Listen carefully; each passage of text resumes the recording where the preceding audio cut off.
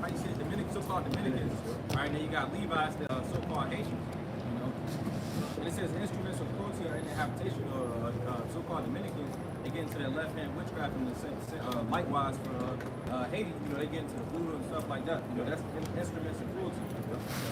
Yeah.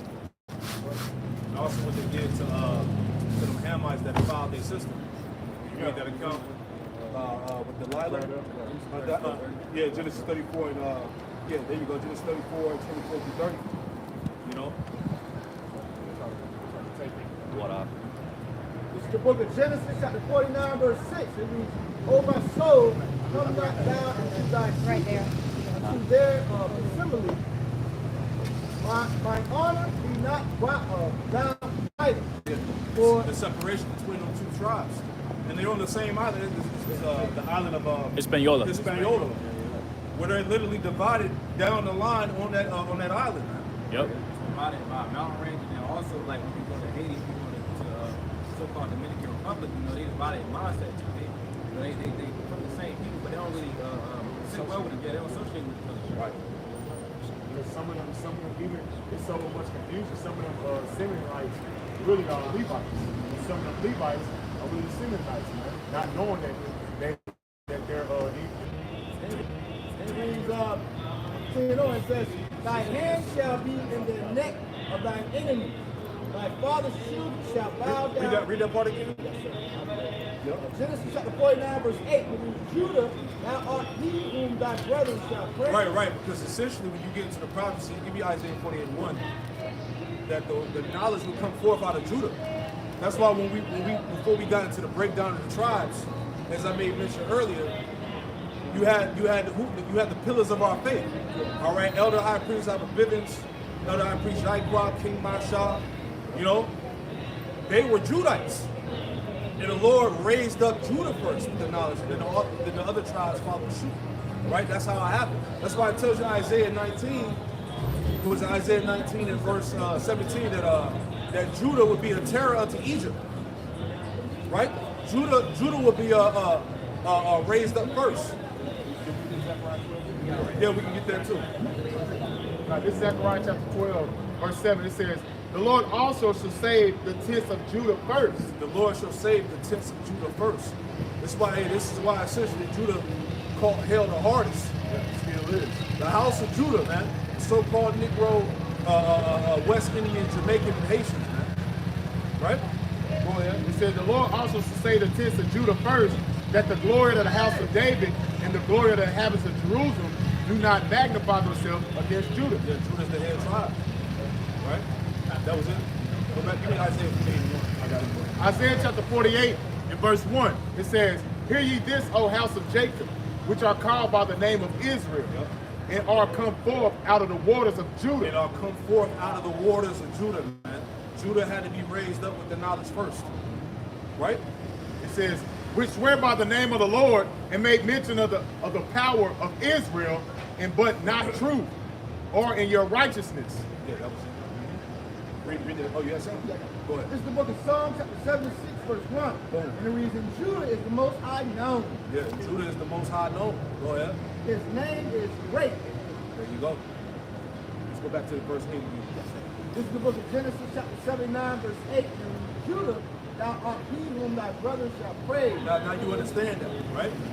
The scriptures tell us also, when you read on, that the scepter will come forth out of the tribe of Judah. Right? Dealing with Yahweh Shai. Go ahead.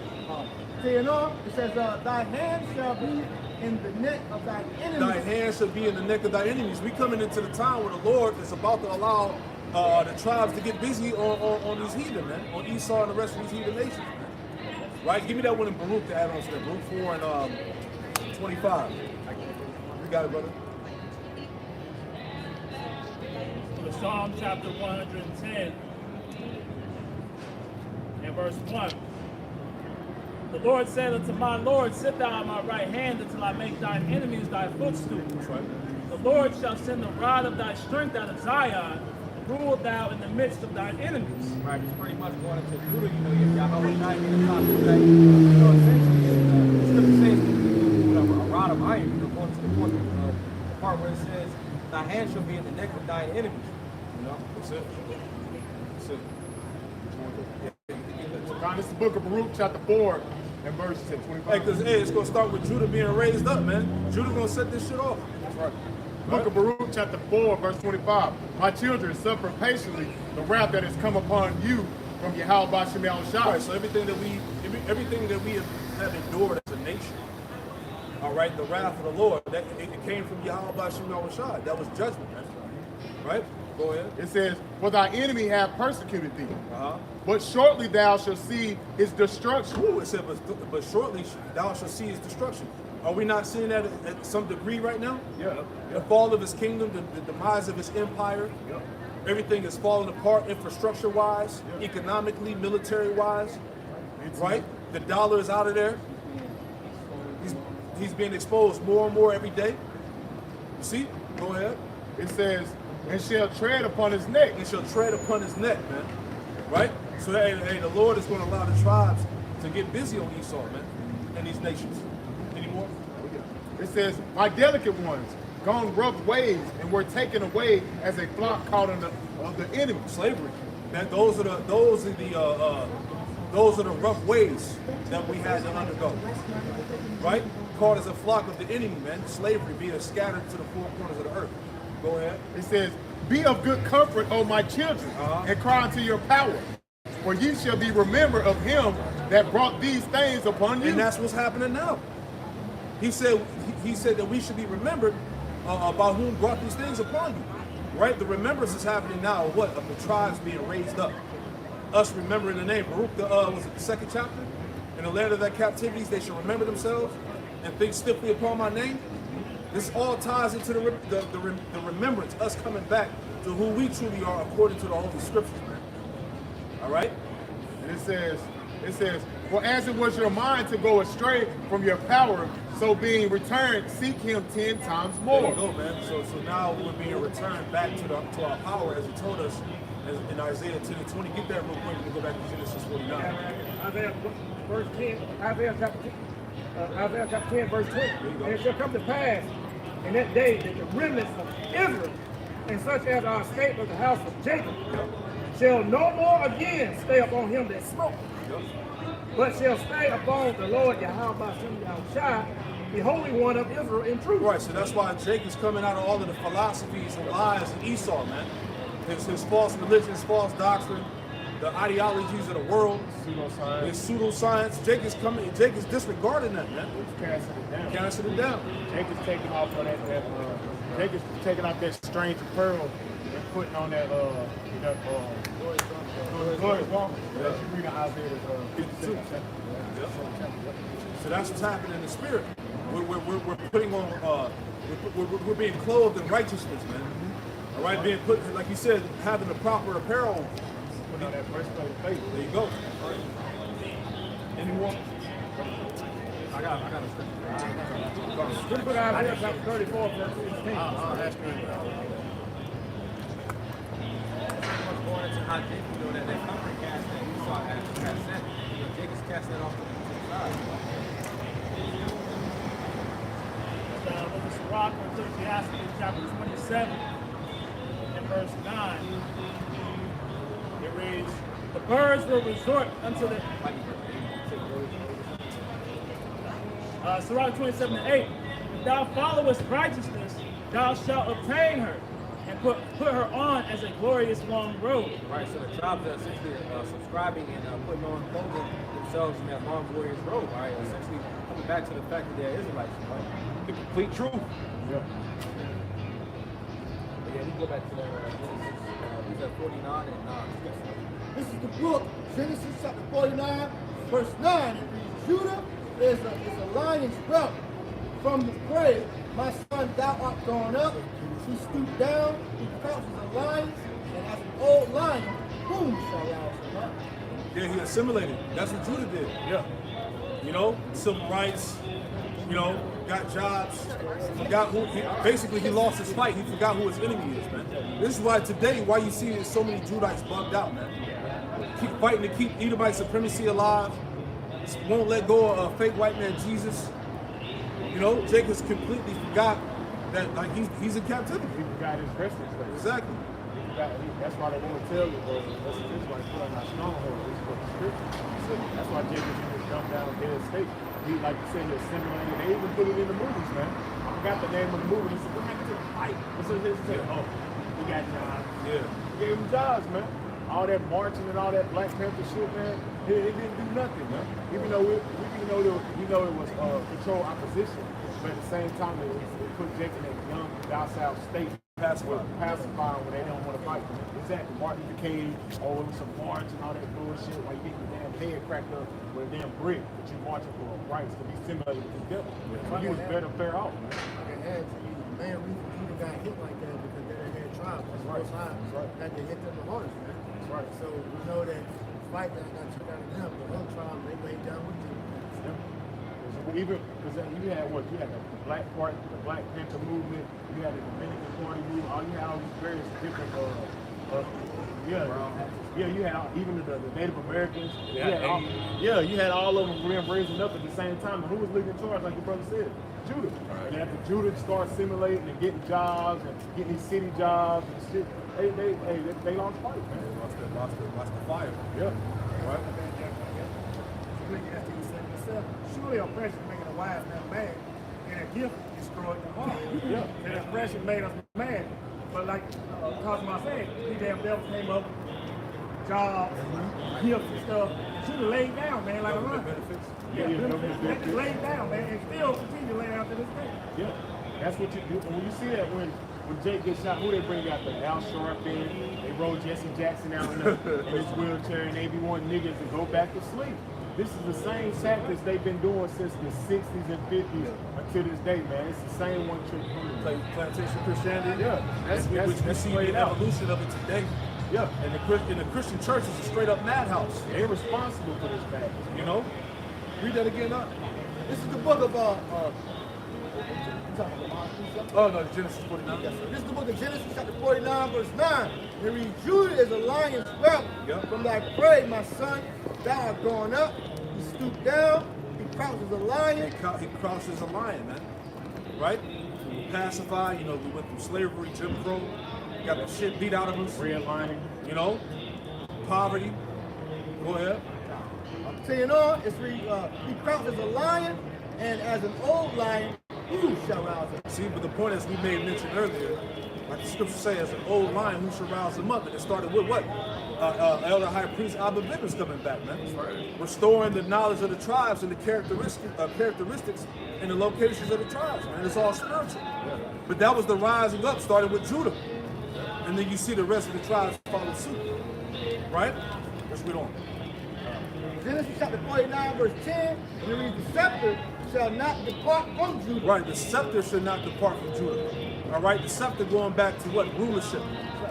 All right, because Yahweh Shai is from the tribe of Judah. Right? You got it, brother. All right, this is Hebrews chapter 7,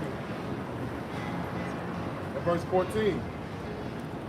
And it says, for it is evident that our Lord sprang out of Judah, of which tribe Moses spake nothing concerning priesthood. That's it, man.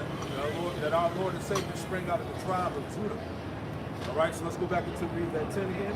It's the book of Genesis 49, 10. The scepter shall not depart from Judah, nor a lawgiver from between his feet. Nor a lawgiver from between his feet. Go ahead. And this is speaking about Yahweh Shai. Go ahead. Until Shiloh comes. Until Shiloh comes. All right? Shiloh, right? Which is peaceful. Right? That's Yahweh Shai. All right, he's coming to bring peace. Go ahead. Saying on, and it says, unto him shall the gathering of the people be. You see that? And through Yahweh Shai is how the tribes are becoming united. Get real quick, Micah 5. Not what they add say. on to that part. Micah chapter 5 and 2 through 4. You got it. Speak loud, huh? This is Micah chapter 5, verse 2. But though Bethlehem, Ephrathah, though thou be little among the thousands of Judah, yet out of thee shall he come forth unto me that is to be ruler in Israel. See, out of Judah will come forth the ruler of Israel. So the prophet Micah was prophesying of Yahweh Shai coming. Right? Go ahead. Whose goings forth have been from old, have been from of old, from everlasting. Right, and that goes over many people's heads because Yahweh Shai was from the beginning. Right, he was the first created spirit. Read on. Therefore will he give them up until the time that she which travaileth have brought forth. Keep going. Then the remnant of his brethren shall return unto the children of Israel. Right, then the remnant of his brethren shall return to the children of Israel. That's happening now through the spirit. That was it, up. And also, if I may mention these precepts that we're bringing out, proving to you that Yahweh Shai is talked about in the Old Testament. You know, 'cause you got a lot of guys out there, Yahweh Shai wasn't talking about. This is the book of Ephesians chapter 2 and verse 15. Having abolished in his flesh the enmity.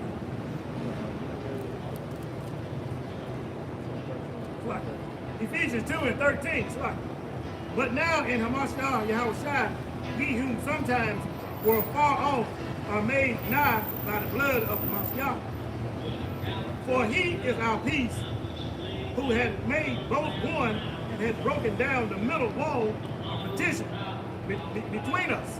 Right, but essentially going back to Genesis, the 49th chapter, going into this, unto him shall the gathering of the people. Essentially, Yahweh Shai gathered the people together. At first, like I went into Ezekiel, the 37th chapter, the two sticks are coming together. You one stick. One nation. That's the prophecy said we wouldn't be divided anymore. This is the book. Yes, sir. Yes, sir. So Numbers 24 and verse 17, it reads, I shall see him, but not now. Yep. I shall behold him, but not now. Right, and this is the Moabite sorcerer. Right, Yahweh Shai gave him visions of the future. Right, because as we're going to read, it said he fell into a trance with his eyes open. Go ahead. I shall see him, but not now. I shall behold him, but not nigh. There shall come a star out of Jacob. There should come a star out of Jacob. That's Yahweh Shai, man. So he saw Yahweh Shai coming in the future. Go ahead. And a scepter shall rise out of Israel. And a scepter shall rise out of Israel, as we just read in Genesis 49, that the scepter should not depart from Judah. Yahweh Shai is the king. Go ahead. Shall rise out of Israel and shall smite the corners of Moab and destroy all the children of Sheph. Yeah, he's coming to take the nations. Go ahead. And Edom shall be a possession. And Edom shall be a possession. The Edomites are still here, Bocat. Nice try. Go ahead. And Edom shall be a possession. Seir also shall be a possession for his enemies. There you go. And Israel shall do valiantly. And Israel shall do valiantly, and the Lord is going to triumph. All right, he's going to be victorious. Any more? And out of Jacob shall come he that shall have dominion, and shall destroy him that remaineth in the city. That was it, right?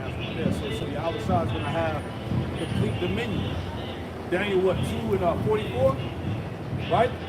Everlasting king where all nations are going to serve him. His vocab, he broke it down as that was dealing with Yahweh Shai during the Roman Empire. Book of Daniel chapter 2 and verse 44. In the days of these kings shall Yahweh Shai of heaven set up a kingdom which shall Daniel chapter 2 verse 44. Right. In the days of these kings shall Yahweh Shai set up a kingdom which shall never be destroyed. And the kingdom shall not be left to other people. Yeah, so the kingdom of heaven, all right, will never be destroyed. The kingdom of heaven will be an everlasting kingdom. Go ahead. But it shall break in pieces and consume all kingdoms. Right, because when Yahweh Shai comes, he's going to devour all the nations, man. All the nations are going to be subjected under him. All right, all nations will be subjected under his feet. Go ahead. And it shall stand, it said, and consume all kingdoms, and it shall stand forever. Yeah, so the kingdom of heaven is going to be forever. Right? Yahweh Shai is going to have dominion. All right, let's go back. This is the book of Genesis chapter 49. I'll read verse 10. And it reads, the scepter shall not depart from Judah, nor a lawgiver between his feet until Shiloh come, and unto him shall the gathering of the people be. Yeah, unto him shall the gathering of the people be, as we read earlier in Isaiah 34:16. All right, it's through Yahweh Shai how we're being gathered through the Spirit. All right, he said, by my Spirit, I should gather them. Right? Go ahead, Howard. Genesis 49:11, binding his spoil unto the vine, and his ass coat unto the choice vine. That's it, He man. said, and his ass is colt. Yep. All right. Pretty much that's according to the time when he came in, humble on that colt. This book of Zechariah, chapter 9 and verse 9. Rejoice greatly, O daughter of Zion. Shout, O daughter of Jerusalem. Behold, thy king cometh upon thee. Right, thy king talking about Yahweh Shai. He is just and having salvation, lowly and riding upon an ass. Lowly, it said lowly and riding upon an ass. So Zechariah was prophesying about Yahweh Shai coming on the scene in a meek manner, if it makes sense. He didn't come riding on a stallion, all right, with his fro blowing in the wind and shit, right? Come on, man. You know, the scriptures tell us in Philippians that he was a man of no reputation. Right? He wasn't about the showboat type shit, you know, what you see amongst these guys now. Come on, and that's humility. Yeah. You know.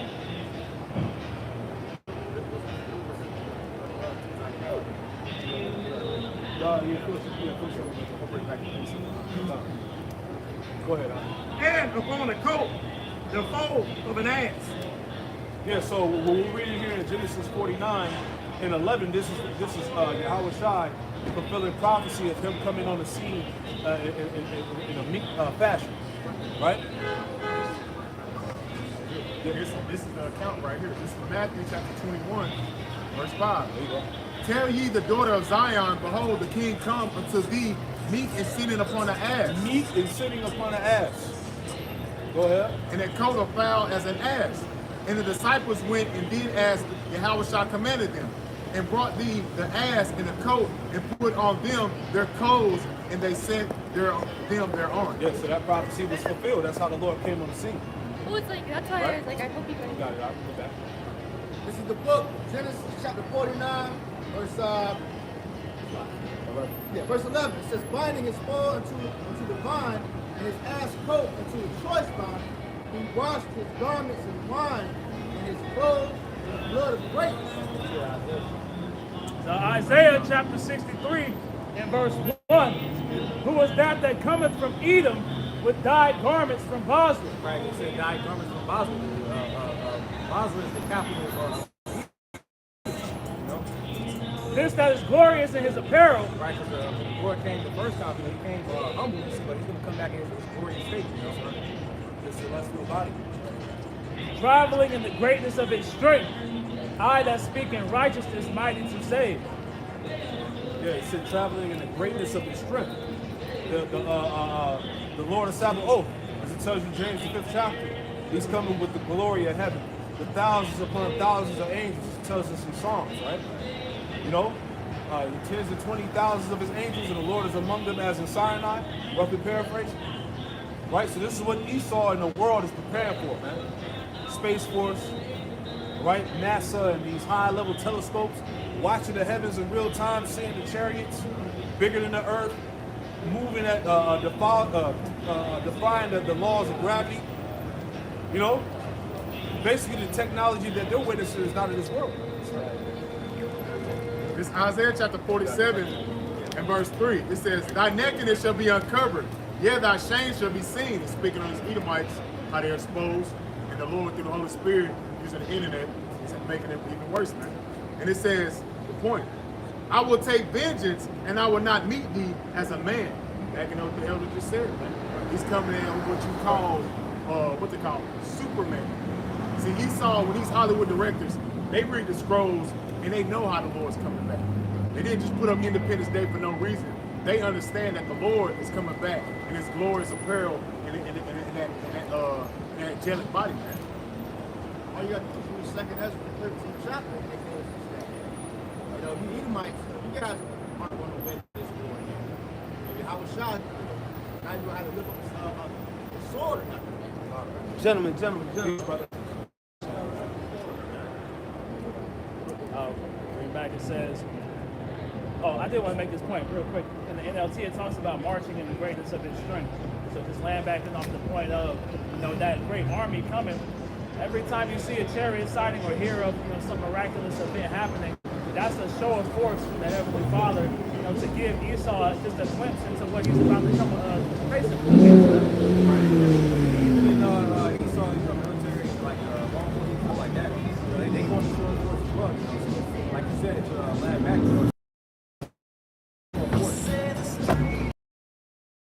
Like as well, it's coming back to do a lot of destruction. Yeah, that's why I said it. This is just referencing back. They said he washed his garments in the blood of grapes, because this is symbolic of the bloodshed that he's going to bring on the earth in the time of his vengeance. This is the book of Matthew, chapter 10, verse 34 in red letter. See how I'm speaking. Think not that I come to send peace upon earth. I come not to send peace, but a sword. Right. And a sword, you need division. A sword, it's also a killing instrument. So we're going back to the point where it says, his clothes in the blood of grapes. The scriptures say, essentially, the Lord is coming back to wound the heads over many kingdoms. Paraphrase. This book of Revelation 1 and 7, how the Lord is coming back. Behold, he cometh with clouds, and every eye shall see him. And that scene right there, what you could say Independence Day. That was the Independence Day scene right there, man. Every eye shall see him, man. And they know that, man. This is why they're trying to hide the fact that they're calling the chariots, they're calling them UFOs and things like that. Because they don't want, they don't want you to understand that the Lord's been here the whole time. Watching. That's why, like his brother was going into the sightings of the chariots, so-called UFOs. The Lord is doing a military reconnaissance. Yeah. Basically spying out the land before they bring the destruction. Yeah. Amos 9 and 8 speaks on that. The eyes of the Lord upon the sinful king. Even though we know it's twofold, it's speaking on these wicked two-third niggas, but it's also applying to Esau Edom. Because if you go in Psalms the 50th chapter, the 16th verse, Esau Edom has taken the Bible into himself. So now he's been held accountable for his actions throughout the earth, man, and what he has done to the tribes. You want to read that again? Revelation 1. This is from News Nation Now, posted a week ago. It says, Congress plans UFO hearings for November. It says, when Congress returns to D.C. after the presidential election, lawmakers plan on taking on bipartisan issue of UFOs. Yeah, and this has been going on the last 4 or 5 years they've been speaking on this. And they've been gradually just telling you that they exist, man. They've been telling you right in your face that these things exist. They gradually try to do it with the little stupid ass shows on History Channel with the ancient aliens and shit like that blasphemy, that bullshit. But now they're just basically telling you that these things are out here. They exist, man. And what the masses do, they just walk on the day to day, not knowing what the hell's going on. Even the Vatican admitted that these were the angels of the Lord. Yes. Even the devils also believe in something. And when you watch that stupid ass show, they show you history pictures of ancient aliens. They say they're all in the biblical text. He's always basically putting it in your face. He said, look at all these ancient pictures, man. They're always being shown in different texts and different sightings and things like that. Why? Because the angels been here the whole time, man. Yeah, and there's a painting that I posted years ago. It's like from the 1600s. It's somewhere in Austria. And it's a painting of a UFO, big giant UFO over a house. And in the painting it says, Israel, keep your hope in the Lord. So it's out there, man. Yeah, so many roads through chariots. Come on now. You got it now. Oh, come on. Go ahead, brother. It says, one piece of information that may be part of the upcoming hearing is independent journalist Michael Schellenberger's report on a whistleblower who came forward to Congress and revealed what they say is the existence of an illegal and classified program known as Immaculate Constellation. And when you look up this program, it's from the Pentagon that the program allegedly collects information on UAP encounters. So, adding credence to what brothers are saying, Esau is aware that the chariots of the Lord exist now, right? They're well aware that the chariots of the Lord are coming back to, as Juan was saying, they're doing reconnaissance before they make their move. And Esau is trying to counter that and prepare in hopes to do what? To win against the Lord, but it's a battle that is already written for them to lose. Yeah, even brothers, the elders speak on it, that they said it was a so-called UFO that landed on an airstrip, and these dark-skinned men came off, and like he said, you could tell that they was in a military, that they came from a military, basically, presence. And he said that, he basically said you could tell that these men was conquerors. Never been conquered. And that's showing that the angels has been here the whole time, man, and Esau know that, man. These astronauts and so-called people that work for NASA, they know that, man. They see them all the time, man. That's why they cut the feed. When you watch NASA live, they'll cut the feed in there, and then they'll gradually start taking out different little sightings, so you think you're really watching it live when you're not. A lot of Air Force pilots have testimonies of encountering the chariots in the skies, but they had to sign those non-disclosures. Yeah, what that guy said, he said they got off the ship. She said, how tall do you think they was? About 7 He's feet. like, roughly about 7 feet. She said, what they look like? It's black. It's very black. And he didn't give a damn. He like he about to croak on the interview, so he like, fuck it, I might as well go and get this off my chest. And that just show you, man, that everybody they know, man.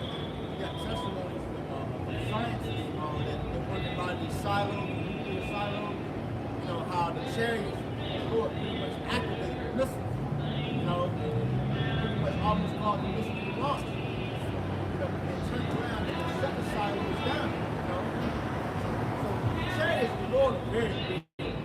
Yeah. There's so much footage out there of just average, recording these chariots. I just want to add on, they always been there. Like back in World War I and World War II, they were just redoing reconnaissance, surveying the war. What's called food fighters. They always been here.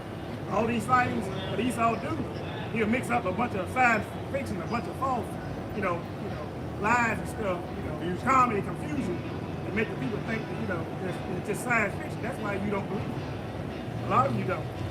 Esau lies so damn good, we tell the truth, you don't believe it.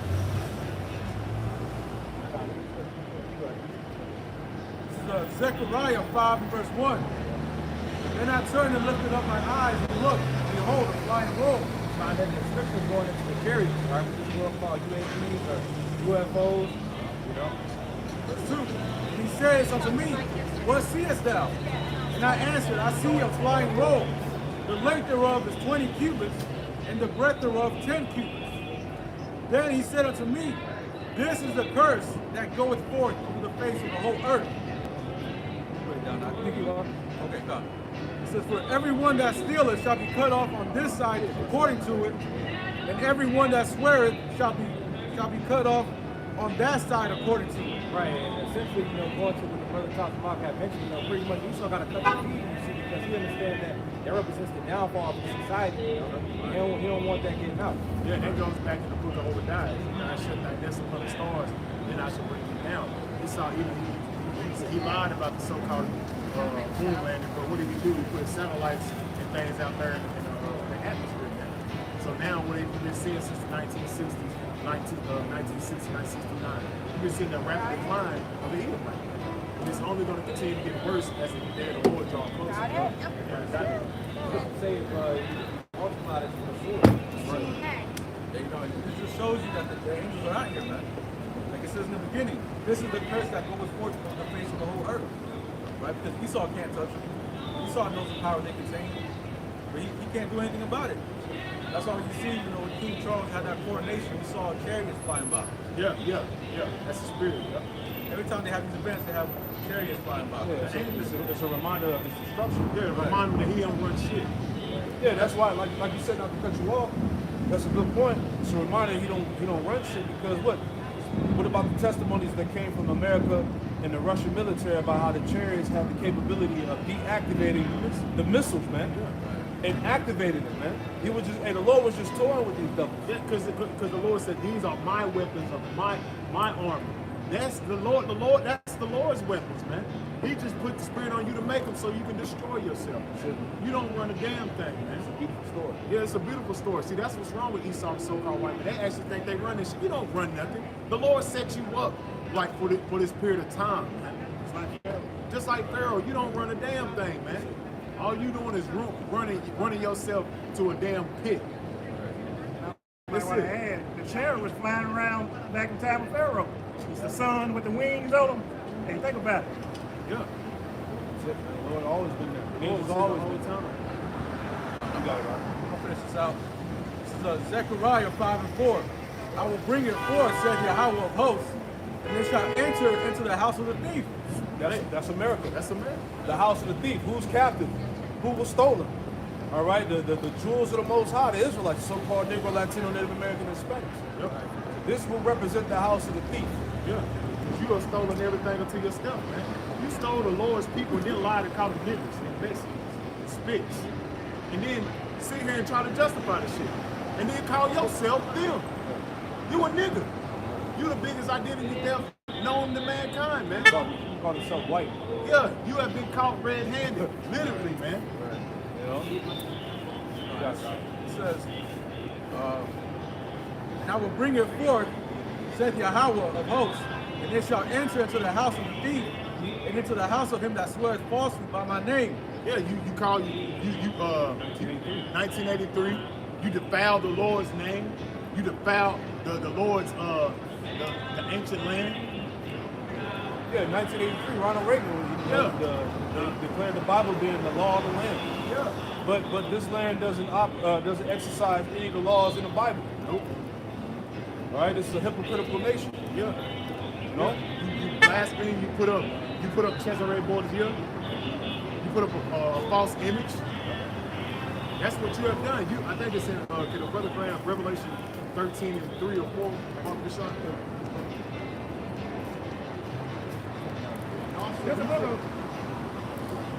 the book of Isaiah chapter 59 and verse 14. And judgment is turned away back, and justice standeth afar off.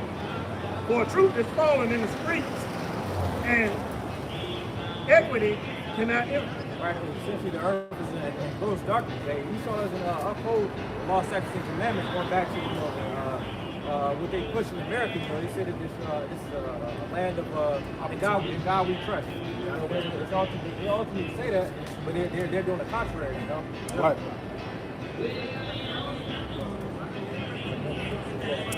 15. Yeah, truth faileth, and he that departed from evil maketh himself a prey. Right, those that ultimately are in a repentant spirit, essentially we make ourselves a prey. Because essentially what's pushing the society is Esau's lies and his lifestyle, and his off philosophies. All right. You'll become an enemy for telling the truth. And the Lord Yahweh saw it, and it displeased him that there was no judgment. And he saw that there was no man. Showing these people they just like reading the Bible because it feels good, but they don't do nothing that the Bible says do, man. That you show you that Esau, so-called white man's rulership is the damn wicked, man. Can a brother give me Revelation 13:5 real quick, Papa Shot? This is the book of Revelation chapter 13, verse 5. It reads, and there was given unto him a mouth speaking great things and blasphemy. And that's what he does, man. Go into his damn court system, man. You get tripped up in there with the legalese and the maritime law, that bullshit. Yep. That's fucking blasphemy, exactly, man. But when I walk in, you want me to put my hand on the Bible. But we ain't even going according to the Bible, man. Because we go according to the Bible, you be condemned. You don't even supposed to have the Bible in your hand, Esau. Yeah. What does thou have to do to declare my statutes? Exactly. The damn devil, man. You shouldn't even be holding the You Bible. shouldn't even be holding the Bible. Don't even look his way, brother. But that's showing that the Lord put the spirit on you when you out here is blaspheming and speaking great things, man. Say that that the small hats are the Lord's people. You're a Christian. That you're a Christian, a God-fearing man. But you contrary to everything that you said you was, man. You a damn demon, man. Keep going. Exactly, man. You turn something righteous and holy into something foul and wicked, man. Yeah, the rainbow is a beautiful thing. But the damn devil said that that's for the moles. That's nasty, and that's abomination, and that's wickedness, man. And that's why the Lord has a special judgment for Babylon and Great America, man. Because that's blasphemy. You blaspheme the name of the Lord. You blaspheme the Lord, man. Yep. Keep going. Hey, if I could point to that real quick, the original rainbow was 7 colors, right? And that 7 going into completion. Esau took the rainbow and made it 6 colors, right? So that's what the rainbow they use is a resemblance of their number, man. Right? Yeah. Man of sin. This is the book of Revelation, chapter 13, verse 5. And there was given unto him a mouth, speaking great things. And how does he do that? Through his Catholic laws and legislation. And at Catholic Church, Yep. Catholic goes back to universal. That all God is combining that's not in here. That ain't in here. You coming with your own interpretation, man. God of the Bible is the God of Israel, not for all men. So now he's trying to bring in universalism, which is what? Colonialism. But that's what he does. He goes around and put everybody into himself. As you go and have a quick the second chapter. I was going to say, get that real quick. Get that. That's what he does, man. He wants to unify everybody under him. So he can be ruler. I'm top dog, but everybody's unified under me. Yeah, and then he's using his technology, the MOTB, the nanotech, trying to rewrite man in his image. Yeah. You know? That's right. Habakkuk 2 and 4. Heap to all nations unto himself. Like verse 6, 7. This is Habakkuk 2 and verse 5. Yeah, also because he transgressed it by wine. That wine is what his philosophies, democracy, when he goes around and pushes to the other nations, bringing in that fiat currency, putting them in debt. That's his ways, that philosophy, that democracy, man. Foreign policies, Christianity, all that madness, man. He is a proud man. He's proud. Look at the so-called white man. He think he conquered America. He conquered the Lord's people, and he's proud about it. You should be ashamed about it. Knowing that the judgment the Lord's about to do to you and your people, you might want to humble yourself, man. Because the Lord got something special. You think you're going to conquer his people and walk into the Holy Land? But that's Esau. He really think he is. That's showing you that what? He's a proud man. The scripture say his pride have deceived him. That's right. Because what is pride? A false delusion of strength. Yeah. Carrying strength. Yeah. Habakkuk 2. Come. Get that real quick. Jump back. It's Isaiah chapter 2 and verse 11. The lofty looks of man shall be humbled, and the haughtiness of men shall be bowed down. That's right. And the Lord alone shall be exalted in that day. Break down. God, so what like brothers are saying, man, that pride is going to be brought down, soon come, man. Verse 12, for the day. And you gradually seeing that as you walk through America. Everybody ain't so prideful as they used to be. Everybody ain't proud to be American, none of that shit. Because everybody's the other nations is looking at America as a bunch of damn degenerates, man. Yeah. Everybody walk around with the damn phones, don't know shit. You can't even remember a damn telephone number. That's showing you the damn degeneracy of these damn Americans, man. Don't know their gender. You apply for application instead of man or female. You goddamn 30 goddamn. What? Oh damn. What it like? That's confusion, man. What the hell is that to be proud about, man? All the sex trafficking, all these Freemasons, all these goddamn things. That's something to be proud about. Man, the Lord ain't want to hear that shit, man. Keep going, bro. Isaiah 2 and 12. For the day of the Lord of hosts shall be upon everyone that is proud. And the Lord is about to show you. The day of the Lord of hosts is going to be on everyone that's proud. 2/3 niggas, you're going to take part of that too. Because you're proud to have Esau eat them over your ass, man. Out here talking about make sure you vote, brother. Make sure you get early registration.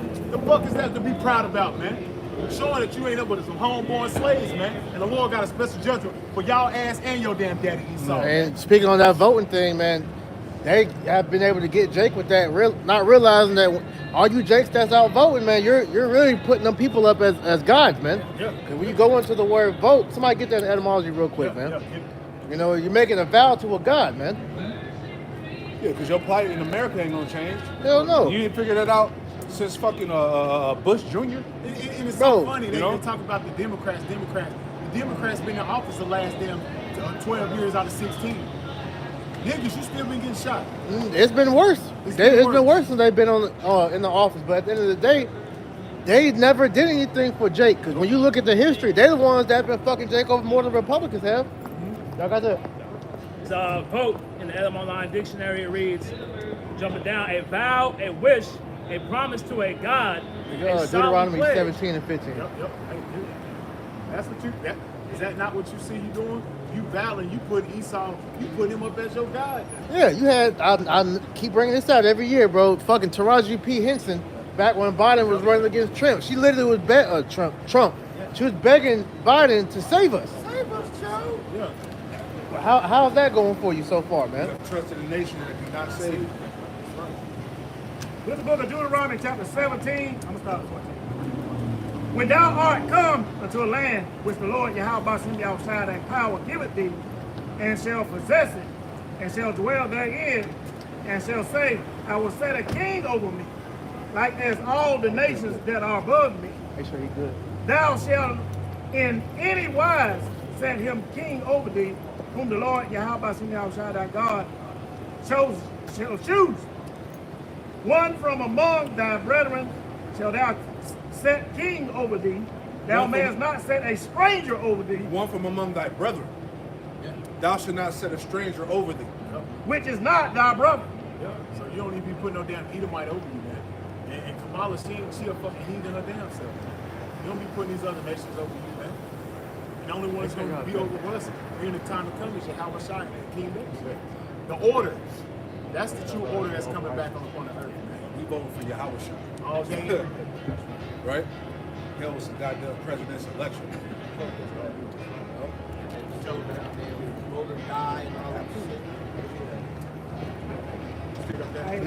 That's you trying to keep up the American dream, and as you were talking about earlier, everybody can see that shit is out of here, bro. Yeah. What's that article you did a video on? How much does it cost to try to chase the American dream now? It's like 4.4 million. Niggas is broke out here, bro.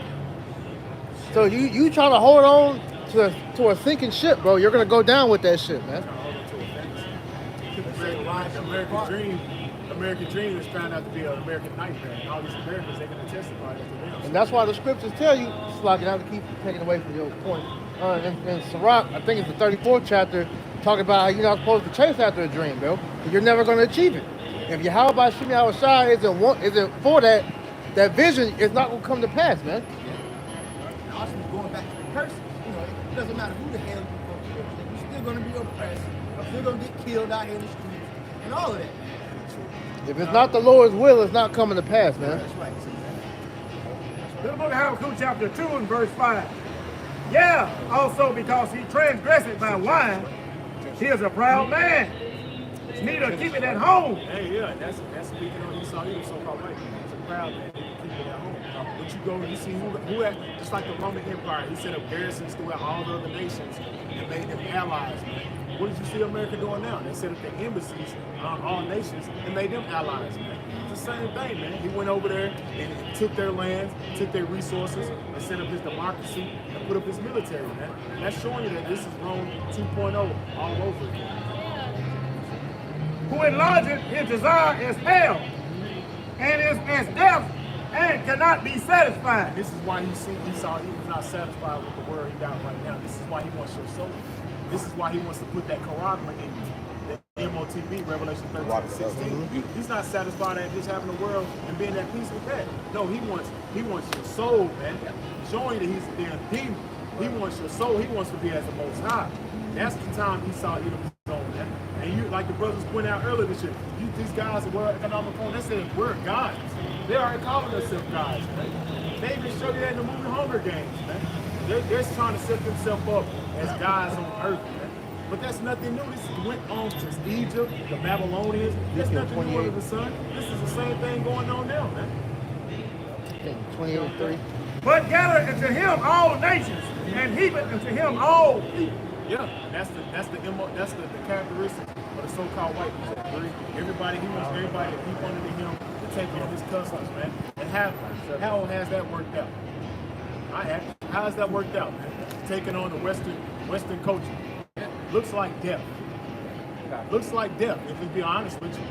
All these why you think all these darker nations want you damn Edomites and you colonials out their damn land, man? Because all you do is bring poison, man. You're a cancer. You are a cancer to the earth, man. Yeah, that's the only thing they had right on that fucking Wakanda. They're calling his ass what was they calling him? Colonizer. Yeah. That's the only damn thing they had right. Colonial is colonize the same thing. Yeah. I got a quick one. This is Ezekiel chapter 28 and verse 2. It says, Son of man, say unto the prince of Tyrus, Thus saith the Lord power, behold, thine heart is lifted up, and thou hast said, I am a power. I sit in the seat of power. I am a God. I sit in the seat of God, in the midst of the seas, yet thou art a man and not God, though thou set thine heart as the heart of God. Yeah, that's what Esau was doing, man. He's going to find out he's nothing but a little man. That's what you got to see, man. That's why the scripture says in Isaiah the 13th chapter, is this the man who made the whole earth tremble? That's what we're going to find out. You're nothing but a little man that the Most High set up for a period of time to be in a position of rulership, just like any other nation, man. What makes you different? Yeah, special wickedness, man. Yeah. All right. Only he now will let it be left until you be taken out of the way. Esau was created for the purpose of being the left hand of the Most High, to fulfill prophecy of the left hand until the Lord destroys him and takes him out of the way. That's right. That's what we see now. So that's why we talked about earlier. We're at the latter end of this man's systems. You know, bitter end of it. This is the book of Genesis chapter 49. I'll read this. 12. This is the book of Genesis chapter 49, verse 12. And it reads, his eyes shall be red with wine, and his teeth white like milk. Right. Chapter 1 and verse 13. The Lord drink wine, you know. This book of Revelation chapter 1 and verse 13. And in the midst of the 7 candlesticks, one light unto the Son of Man, clothed with the garment. Talks about the description of Yahweh. Clothed with the garment down to the foot. Right. He didn't have a t-shirt on with fringes on it. He said he was clothed with a garment, a robe, down to the foot. Go ahead. And a girt about the path with a golden girdle. His head and his hairs were white like wool. Right, pretty much going to the texture of his hair. And he returns, he's going to have white hair. As white as snow. And if I'm not mistaken, too, when you go into those old dictionaries, you know, the sources, you know, stuff like that, you know, it just shows when it says wool color hair, you know, it goes into the hair of the Negro. Yeah, the texture of the hair of the Negro. It was likened unto wool. I was walking Sideways. Sheep fur. Same thing like horse hair. Yeah. blonde and stringy. He didn't say his hair was blonde and stringy. He said a wool texture. That proves to you that the fake white man is Jesus. And you know what's crazy? The only people that got a problem, most of the people that have a problem with the color of the Lord is our own people, man. So they be the main ones bucking up against the color of the Lord, right? The color of the Lord matters for truth's sake. Yeah, because you want to know why it matters? Because it's in the Bible why it matters. If you believe the Bible tells you what the Lord looks like. It tells you the false image of the white man Jesus had. Right. Why would the Bible give you a description of what the Lord looked like, man, if it didn't matter? Exactly. And why is there no other images across the planet Earth of the Messiah not being anything else but white? You don't see a Chinese Jesus. You don't see an Arabic Jesus. You don't see a ham. You know. You see the goddamn white man. Right? John 4, verse 24, it says, "The Most High is a spirit, and they that worship him must worship him in spirit and in truth." Yeah, read it again. John 4, 24, "The Most High is a spirit, and they that worship him must worship him in spirit and in truth." So if you're going to worship the Most High, you got to worship him in spirit and truth. If you're going to pick up the Bible, right, you got to worship the Lord in spirit and truth. That's the time we live in the earth, man. That's the era that we're in right now. That the true believers, all right, are coming back to worship the Lord in spirit and truth. And this ain't the truth. He wasn't the Edomite. He didn't have so-called white skin, right? So yes, that matters for the sake of truth, regardless of how you niggas feel out there, right? Go ahead. Say, years ago, when we first started teaching as a camp out here, we're talking about almost 9-10 years ago, right? Jake was always the main one coming to the camp talking about the color of the Lord don't matter. But if the color don't matter, then how come that image that we had up here is in all the churches around the planet, man? If color don't matter, right? Why are them images all up? Why grandma still got that damn white Jesus in the house? No, it didn't matter. Why would you Edomite so mad when black people come from the phone? There you go. If you say color don't matter, then it shouldn't matter if you were so-called black, man.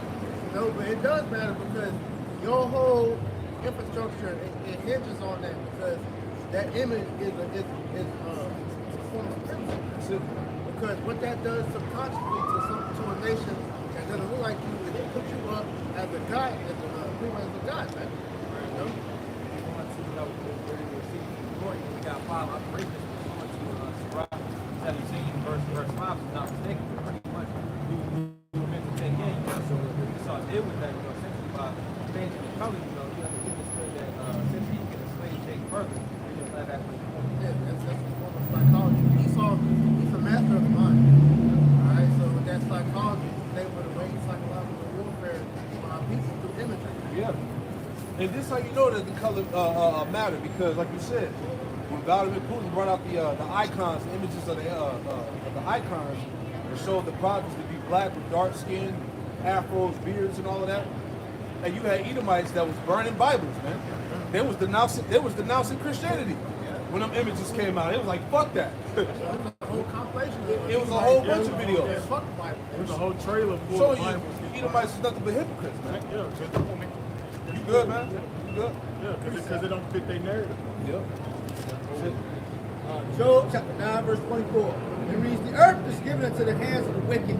He covered the faces of the judges thereof. He covereth the face. Give me that word for covering. Right? It said that he covereth the faces of the judges thereof, man. Going back to Yahweh Shai and the prophets. All right, he painted them as Edomites. Go ahead. Job chapter 9, verse 24. The earth is given into the hands of the wicked. He covered the faces of the judges thereof. If not, where? If not, who is it? All right? Where the cover goes. It goes in conceal, to hide. Conceal. Why did he hide the images, the true images of the Lord? Why did he burn down the icons? All right? You get the images back from the Dark Ages, man. Why did he get rid of those? Why did he hide those? Yeah. Right? Which is called Iconoclasm. iconoclasm. Yeah. Destruction of art. Yeah, because during the time of the Renaissance, going back to what he would call rebirth, the rebirth of the Edomite coming back into power, that was one of the first things they did. Right? All the darkened images showing the darkened images of the prophets, of the Messiah. First Maccabees 3:48. And laying open the book of the law, wherein the heathen had sought to paint the likeness of their images. Because, My fault. I was going to say, because you didn't see no other nation take the Bible and make the image look unto themselves, man. It was only Esau that did that shit, man. Because as it says, with Solomon, Pope Alexander VI, he put up his son to be a god because his son was a damn faggot. And incestuous system, but he died at an early age, man. And so he had to pretty much put up like that. And that was all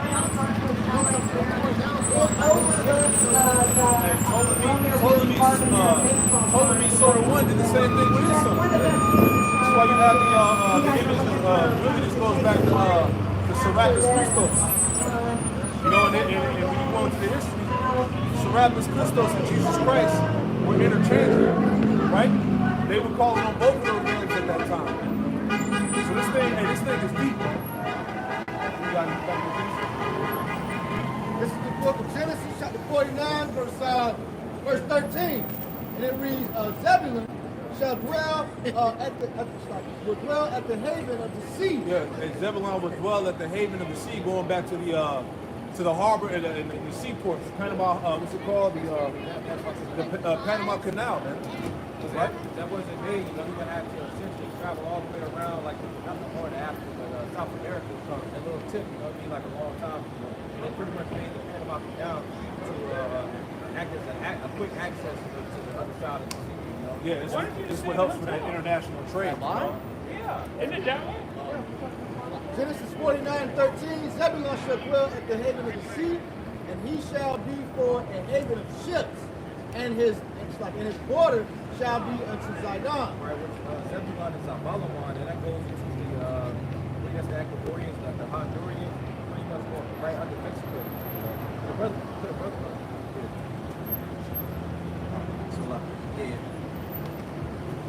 You can read it again. This is the book of Genesis 49:13. Zebulun shall dwell at the haven of the sea, and he shall be for a haven of ships, and his border shall be unto Zidon. Right, pretty much going from Guatemala to Panamanians, Panama. Panamanians.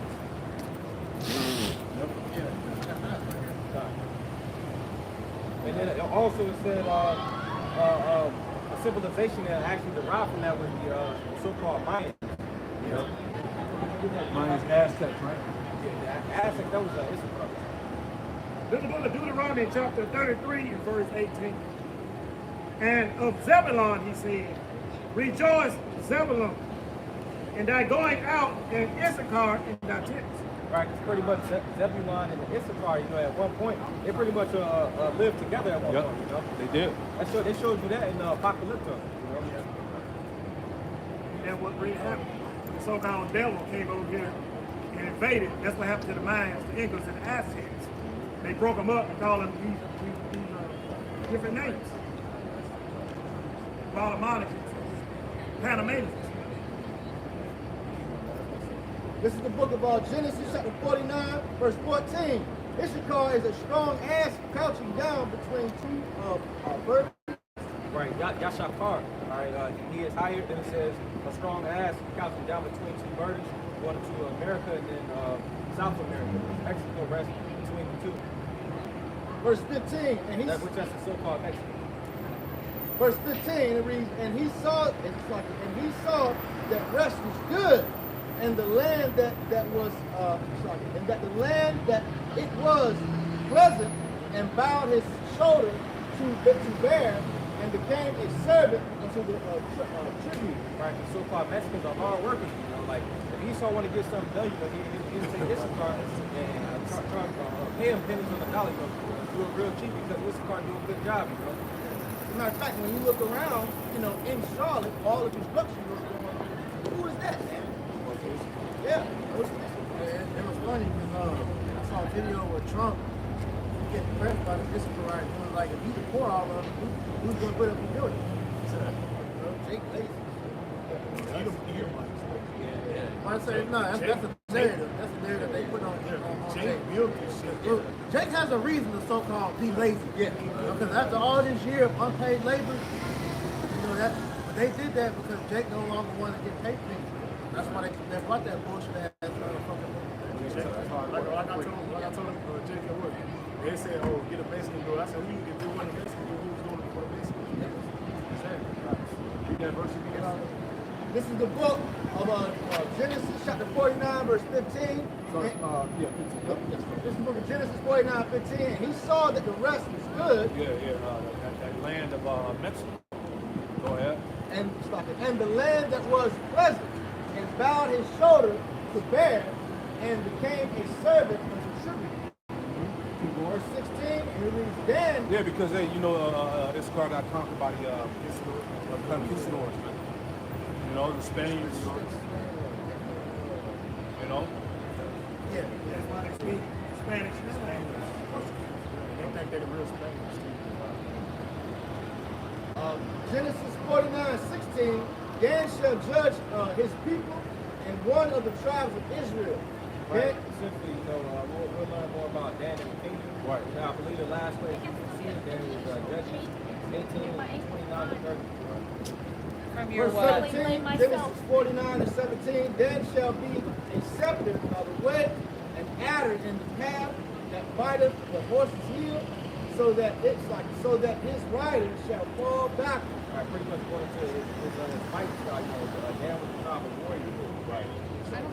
Verse 18, I have waited for my salvation, O Lord. Right, that's essentially what all the child is waiting for. Because brother get Isaiah 45 and 17. And we mentioned earlier in the lesson that pretty much the circumvention or supersession is made. That's not a thing. That was pretty much made by these devils, you know, to put themselves, to try to put themselves into the covenant. But we understand that salvation is only allotted to the elected nation of Israel. The covenant is established by bloodline. You can't force your way into that. Right here. This is Isaiah 45 and 17. But Israel shall be saved in Yahweh with an everlasting salvation. You shall not be ashamed nor confounded, world without end. Right, so salvation goes into the elected nation of Israel. It's basically saying like, salvation is only allotted to Israel. The covenants, the promises, the adoption, all of that is to the Israelites. The world without it. That's why it is the world. Kingdom of heaven will be of no end. It's an everlasting kingdom. There's no kingdom of heaven without kingdom of Israel. That makes no sense. Israel is the kingdom of heaven. Jeremiah 29:11, land back on that point. For I know the thoughts that I think towards you, saith the Lord. It says thoughts of peace and not of evil to give you an expected end. And you know, those scriptures talk about how the Lord's good pleasure to give us the kingdom of heaven, man. All right, so our destiny is to rule in the kingdom of heaven, man. But like what was saying, the Edomites created supersessions to try to take away that expected ending from us to make it to where, you know, we will be slaves unto them forever, man. But that wasn't the Lord's destiny for us. Yeah, the concept of replacement theology, where the Israelites have voided all the covenants, and now they've been replaced by the Christian church. And we know that's bullshit because the Lord had made that covenant saying that as long as you can see the moon, the stars, the sun, that's how we know his covenant still stands for Israel. Also, the scripture says, I'm Lord, I change not. Exactly. Therefore, my people should not be ashamed. That's right. You got it. So Jeremiah 3:23. Truly in vain is salvation hoped for from the hills and from the multitude of mountains. Truly in Yahweh our power is the salvation of Israel. Right. It says, truly in vain is salvation hoped for from the hills, which means that there's nowhere in hell that you heathen are going to get salvation. Because, like I said, once you go into the deeper parts of what salvation stands for, it goes into the rulership after this kingdom that we're in right now goes down, man. Because if all nations can be saved, that means that all nations will have a hand in ruling that next will come, and that's not true. You know, it's only going to be one ruling power. That's what the nation of Israel under the Yahweh. The thing we like to ask Edomites, what do you need to be saved from? Exactly. None of you heathen. Y'all are winning. Y'all all being blessed right now, man. Yeah, this is your rulership. Somebody read Jeremiah 33 real quick, just to add in there. Jeremiah 33 and start at verse 23 and read down to 26. I'll put the shot. Yeah. 26 and read down. Start at 23 and read down to 26. This is the book, Isaiah 33, start at verse 22. And it reads, as the host of heaven cannot be numbered, neither the sand of the sea measured. So will I multiply the seed of David, my servant. And like I made mention, because the salvation stems from the throne of David being established. That's it. That's one thing that you never hear Christians talk about is the throne of David, because that's essential part of the kingdom of heaven. Yeah. The Lord said King David's throne was an everlasting throne. Yeah. That's a promise that he made to King David. He's still going to be king over Israel under Yahweh Shai in the kingdom of heaven. Yeah, and when every time they would mention this, they will always line Yahweh Shai with King David. Yeah, because you know Yahweh Shai came out of the morning. So David, exactly. Jeremiah 33, verse 22. As the host of heaven cannot be numbered, neither the sand of the sea measured.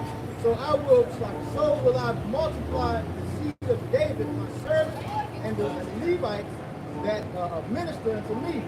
Moreover, the word of the Lord came unto Jeremiah, saying, considerest thou not what this people have spoken? Right. Saying, the two families which are the Lord have chosen, he have even cast them off. Yeah, that's what they say in the world. You know, the two families the Lord have chosen dealing with the northern and southern kingdom. All right? That he has cast them off. And in a sense, that's what this whole universalism, replacement theology, this is what this really goes back to, them casting away Israel, man. Right? That's why they said the replacement theology. Somebody read that real quick. Somebody just pull it up with Google. Replacement theology. Just read it real quick. We're going to read that part here. Right?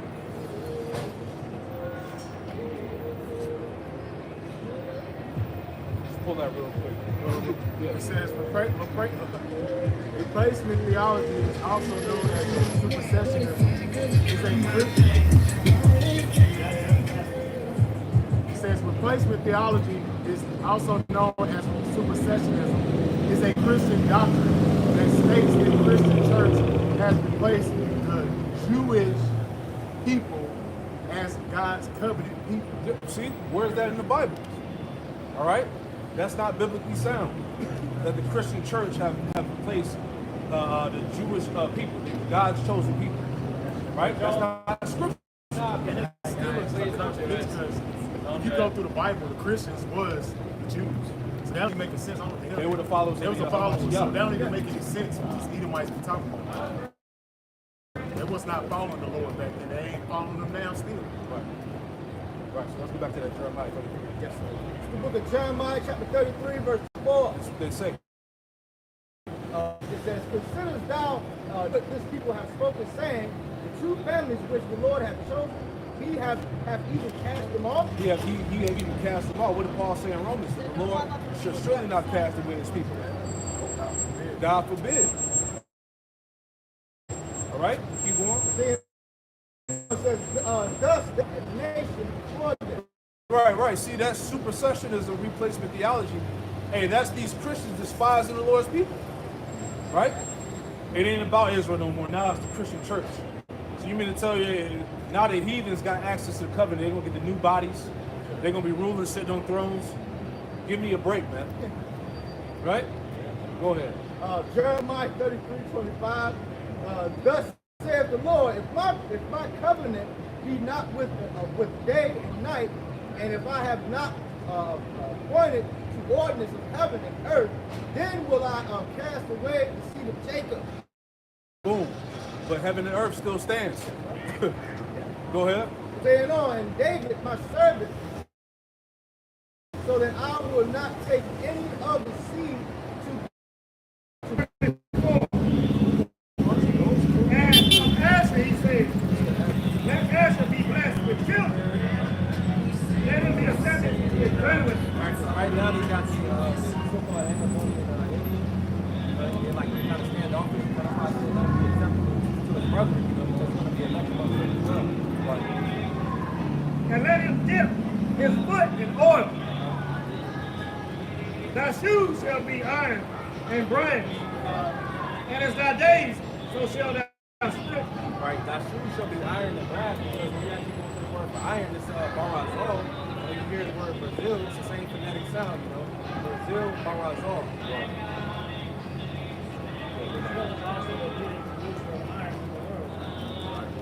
Isn't that also known as the land of Ophir? What's that? I remember was that it? I'm not sure. I know Elder Apostle Hall was going into that sometime. Down in that region being known as the land of Ophir. Ophir, I think so. Somebody can pull it up. I mean, There's countless stories. yeah. Historians out there that actually go to South America. Right. You know, and they mine a lot. Yeah. A lot of resources, great resources. Yeah. But also it said Asher, that goes from Colombia to Brazil. To Uruguay. To Uruguay, yeah. Uruguay.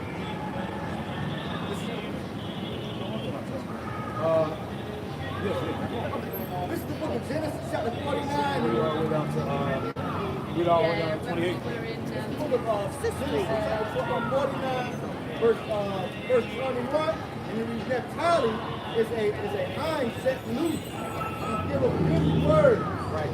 Napatolia, you know, which means my wrestling, that goes into Naphtali. It goes into the Argentinians and Chileans. It says he giveth good words. He actually go into their culture.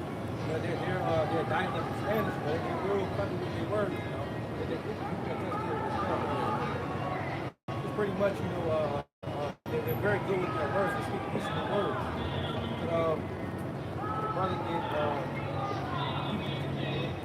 This is the book of Genesis, chapter 49, verse I got it. Deuteronomy 33, verse 23, it says, in Naphtali, he said, O Naphtali, satisfied with favor, and full with the blessing of the Lord, Yahweh Shema Shai, possess thou the west and the south. right, when you look on the map, it says possess the west and the south. So on the west, I believe it's Argentina, and then on the south, that should be Chile. No, it's the opposite. The west is Chile, and the south would be Argentina. That's the west and the south. So that's the region of where these tribes would be located. Right? Yeah. And that shows you, like we talked about earlier, that shows you, going back to Elder High Priest Albert Bivens, all right, Elder High Priest Jaquab, King Mashad, the spirit was on them. All right, to identify the tribes and the characteristics and the locations of the tribes, man. That's what was it? Acts, the first chapter. The Holy Spirit will come down. So the spirit was dealing with them on a very high level to have that understanding. If I can make mention, all you naysayers that come against the chart, if you didn't have an indicator to let us know who the tribes were and what, then how would that draw Jake in? You know, you can just say Israelites or whoever, like the Edomites trying to do their little whack ass. That's right. So, it serves as a fulfillment of prophecy. This is the book of Genesis, chapter 49, verse 21. It's like verse 22.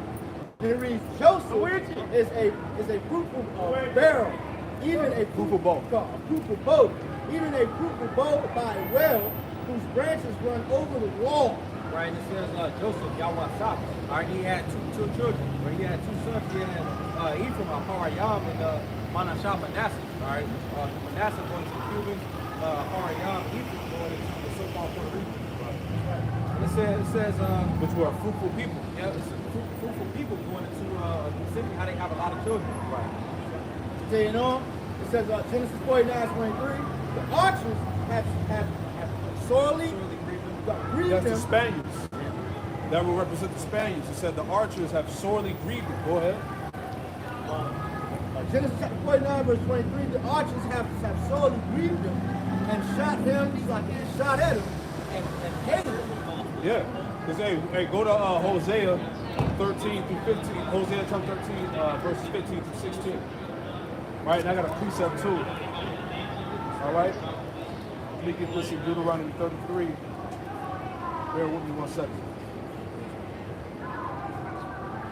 So this is Deuteronomy 33 and verse 17. It says, his glory is like the firstling of his bullock, and his horns are like the horns of unicorns. With them, he should push the people together to the ends of the earth, right? Because hey, when you go back to 2nd Ezra 13, you know, dealing with the northern kingdom, the head tribe of Ephraim led the northern kingdom over here to the Americas, which is known as the land of Arsenal, which would basically be the western world, then the dude all the way canceled from on Canada down to South America, right? It says, his horns are like the horns of unicorns. With them shall he push the people together to the ends of the earth. It says, and they are the tens of thousands of Ephraim, and they are the thousands of Manasseh. Right? It says, and that's the point. That was it. Go ahead. Go back to that. Sorry. You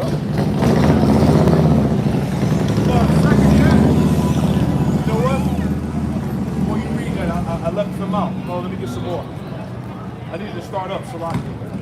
Deuteronomy 33, verse 13. And of Joseph he said, blessed of the Lord, Yahweh Shemawashad, be his hand for the precious things of heaven, for the dew and for the deep that coucheth beneath. Because when you go to Puerto Rico was rich in resources, gold, you know, rich port. You also be going to Puerto Rico. They gotta get to Puerto Rico. It sounds like the Hebrew word Barakah, like Yahweh. That's what we do for that. Essentially, it goes into blessed the land of the Lord. That's what Puerto Rico means. It says, verse 14, and for the precious fruits brought forth by the sun, and for the precious things put forth by the moon, because it was a fruitful land. And I could attest to that, because when you go out there to the islands, man, it's fruitful out there, man. You talk about the resources, the exotic fruits out there. It's beautiful, man. You got that bioluminescent water. It's a different world out there. Yeah. Verse 15. And for the chief things of the ancient mountains, and for the precious things of the lasting hills,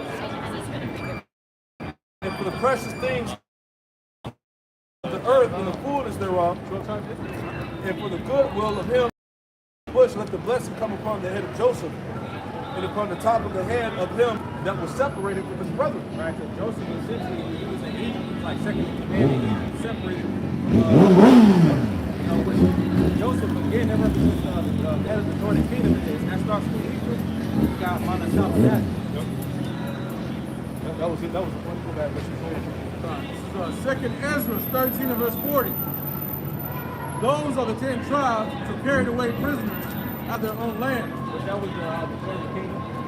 The time of Hosea the king, whom Shalmaneser the king of Assyria led away captive. And you can read about that in the book of 2 Kings chapter 17. Right. Go ahead. And he carried them over the waters, and so came they into another land. But they took this counsel among themselves, that they would leave the multitude of the heathen and go forth into a further country where never mankind dwelt. Right, so when you talk about the known world, usually it's talking about the Eastern Hemisphere, Oriental, being the parts that was already civilized, so to speak, where everybody was from, Yeah. Verse 42, that they might there keep their statutes, which they never kept in their own land. And they enter into Euphrates by the narrow passage of the river. For the Most High then showed signs for them, and held still the flood till they were passed over. For through that country there was a great way to go, namely a year and a half. Right, because essentially the path, the one thing we're talking about, it took a year and a half. Now, when we King Solomon, This is the First Kings chapter 10. I'm going to start at verse 22. It reads, and the king had a navy of Tarshish with the navy of Param. if I'm not mistaken, that was Canaanites, and pretty much they was Phoenicians. So they were very acquainted with the seas and stuff like that, navigators. Yeah, they were the navigators of the seas. Continuing on, and it reads, once in 3 years came the navy of Tarshish, bringing gold and silver, ivory, apes, and peacocks. Right, so it said 3 years, so it took a year and a half to get there. To get back, it would be another year and a half, so that's 3 years. And that's how Columbus knew how to get over onto the side of the world. He read the book of 2 Ezra 13. He had access to ancient maps. He knew about Solomon having a navy that came to the side of the world that would bring them back precious stones, precious birds, animals, fruits. Right? He had knowledge of that, man. So he didn't stumble upon the new world on accident. Right? Because when Columbus came over here, how come he had Hebrew interpreters on the ships with him? Because he knew that the Hebrews were over here, man. See? Yeah, even in that movie, 1942, 1492, he even mentions Ezra in there. And showing you that, hey, he went through the scriptures, he done the research, and he figured it out. I want to say that the guy that actually came over here with him, that spoke to him, Tory. Verse 45, for through that country there was a great way to go, namely a year and a half. Yep. And the same region is called Arsaret. Right, Awatazah, Awat. Right, it says Arsaret, you hear the Arsafar, and the Awatazah, which means another land. You're talking about America. Canada down to South America. All right, Canada, North America, Mexico, Central America, South America. All right, this whole side of the world. Pretty much again going into the Northern Kingdom. Coming back, this is the book of Genesis, chapter 49, verse 24. And it reads, but his bow abode in strength, and the arms of his hands were made strong by the hands of the mighty power, by our mighty power in Jacob. Right, it's No, about I the just mighty said, power I of feel Jacob. like Well, I like verse to think 23 to the Spanish conquistadors, they came in trying to wipe out the so-called Taínos, but they wasn't able to. The Lord allowed them to their seed to be retained. Yeah, he preserved the seed. He preserved Ephraim.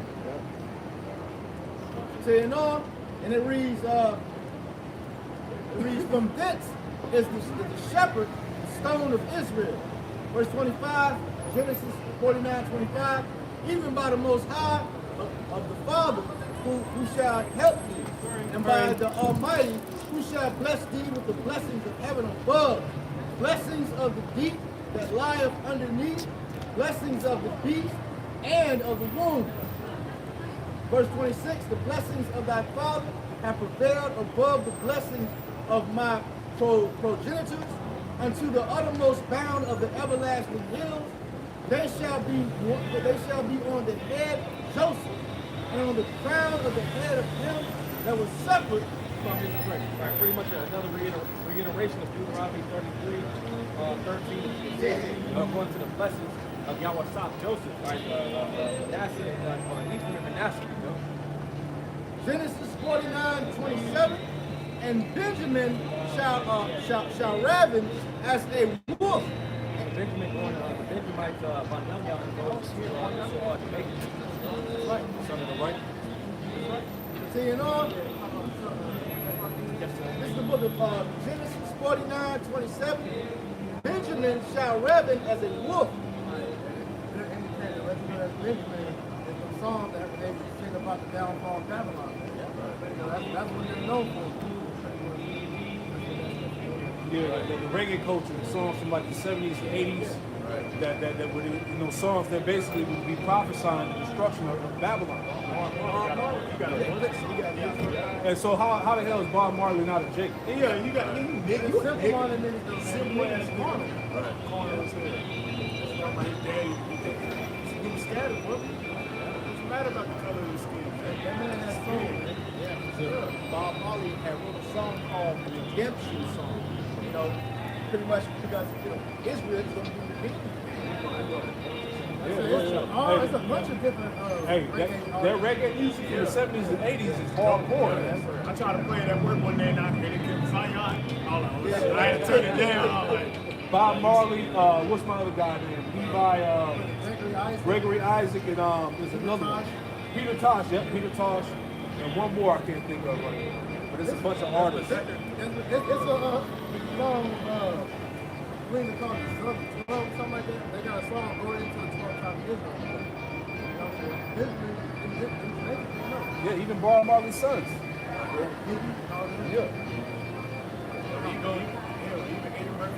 Right. Yeah, Eddie Murphy, he got a song called Jaja. Right. Now, whenever you go into the raven, right? Because the raven has a wolf.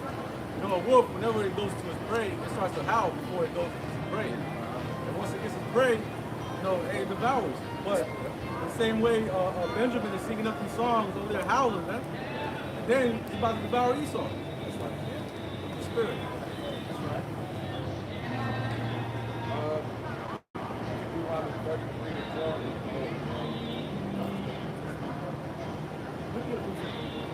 This is the book of Hosea 1:10, after we read all that. Yet the number of the children of Israel shall be as the sand of the sea, which cannot be measured nor numbered. All the children of North and South America, all the Israelites we just mentioned in the book of Exodus 49 and Deuteronomy 33. Genesis 49, Deuteronomy 33. And it shall come to pass that in the place where it was said unto them, ye are not my people. Isn't that what Americans say? Y'all ain't children of Israel. Y'all just a bunch of heathens, just a bunch of niggas, whatever. There, unto them, it shall be said to them, ye are the sons of the living power. Now it's being acknowledged in the earth. Yeah, right. You know, everybody's talking about the Bible, the prophecies, the Israelites, the Edomites. You know what's about to happen. You know, the Bible is consistently the talk of the earth. You know? Like I told the brother who was chatting, yeah, Esau walked by, he annihilated his 12 tribes. It's out there. Yeah. You can't hide it, you can't debunk it, you just got to deal with it. Yep. It's true. Yeah, verse 4. Deuteronomy 33. This is the book of Deuteronomy 33 and verse 4. Moses commanded us a law, even the inheritance of the congregation of Jacob. Right, he said the inheritance of the congregation of Jacob. You know, because essentially the word was given to us as an inheritance. You know? Psalms 147, 19 and 20, goes into how the Lord shows his judgments to the nation of Israel. You know? Verse 5. And he was king in Jeshurun, when the heads of the people and the 10 tribes and the tribes of Israel were gathered together. Right, which essentially on this into this as well, you know, in the regeneration, you know, King David is Moses. Yeah, he was really the first king. Yeah. It said Jeshurun, Yahshua, that goes into uprightness. Verse 6. let Reuben live and not die, and let not his men be few. Right, because again, going to the points that we brought up before, essentially, Reuben was at war with Esau. So those wars that they had, he wasn't wiped out. A lot of them died, it was about like 200 less after those wars, so he was preserved in the conversation too. But he essentially went into the other tribes as well. Intermingled. In Virginia, I can't remember the exact year that the census came out, but you had an intermingling of Gad and Judah, and the census had confused the two of those tribes. So you got a lot of Judah. Gad was getting money from the government. Stop Gad getting that money. They were fighting about a lot of them.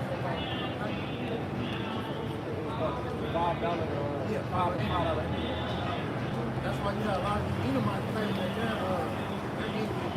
they got in on that. See, when Deuteronomy 33 and verse 7, and this is the blessing of Judah. And he said, hear Yahweh, the voice of Judah, and bring him unto his people. Yeah, I think it's Isaiah 18 and 22 or so. Yeah, he said bring him together with his people, with his brethren, man. Judah was brought over here in captivity with the rest of his with the tribes. You know?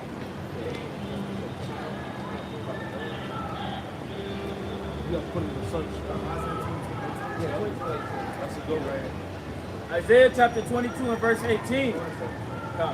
Isaiah 22 and verse 17. Behold, Yahweh will carry thee away with a mighty captivity, and will surely cover thee. He will surely violently turn and toss thee like a ball into a large country. Right, talking about on those ships, going over in the transatlantic slave trade, which that large country was talking about America.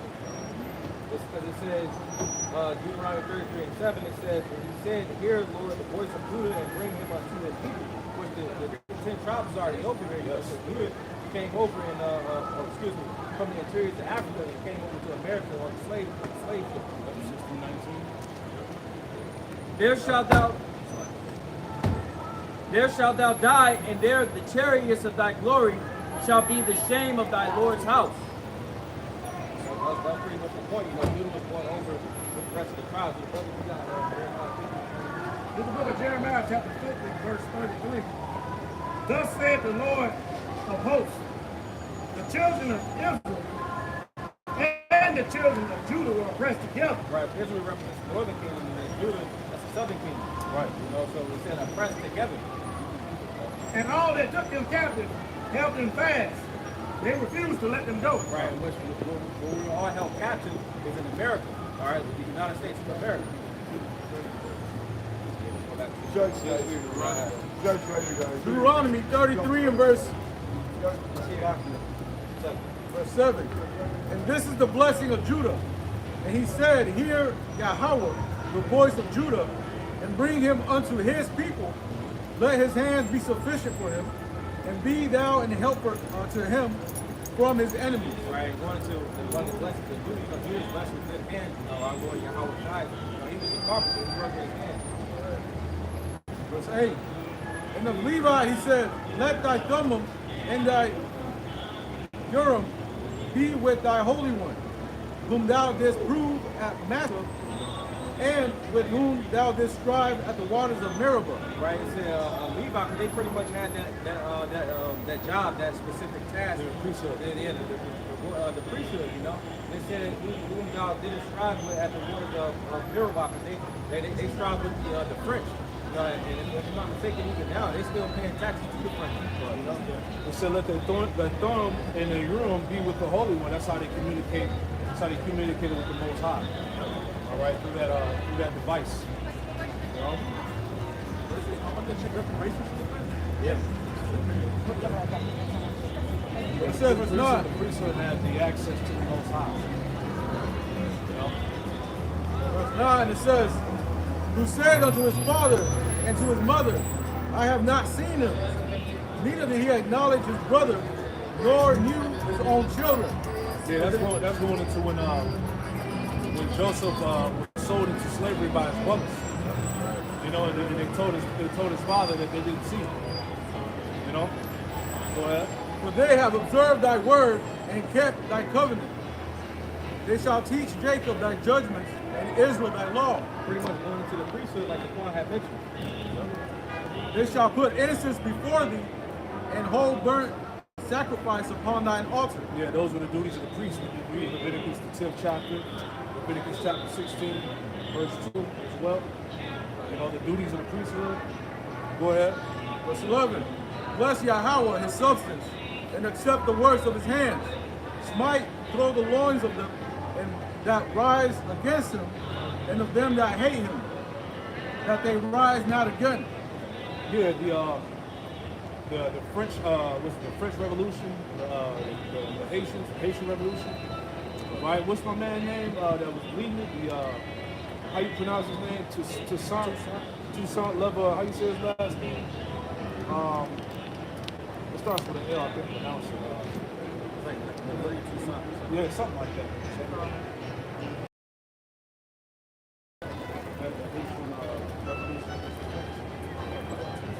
Yeah, his last name starts with an L. Louverture. Yeah, there you go. There it is. Go ahead. Verse 12.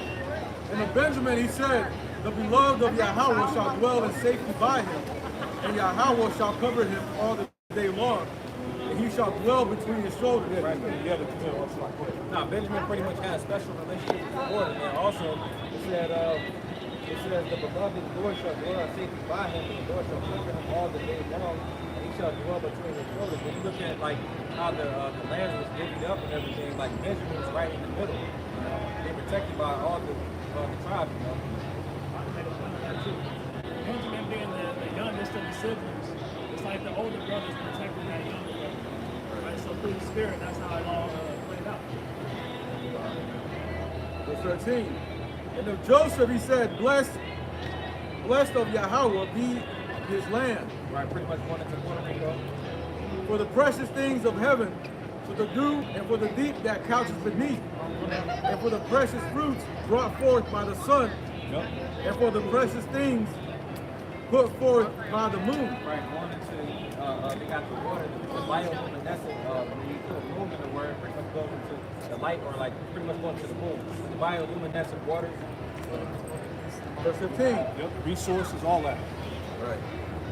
And for the chief things of the ancient mountains, and for the precious things of the lasting hills, and for the precious things of the earth and fullness thereof, and for the good will of him that dwelt in the bush. Let the blessing come upon the head of Joseph, and upon the top of the head of him that was separate from his brethren. Again, Joseph was separated from the rest of his brothers. Right. In Egypt. Verse 17. His glory is like the firstling of his bullocks, and his horns are like the horns of unicorns.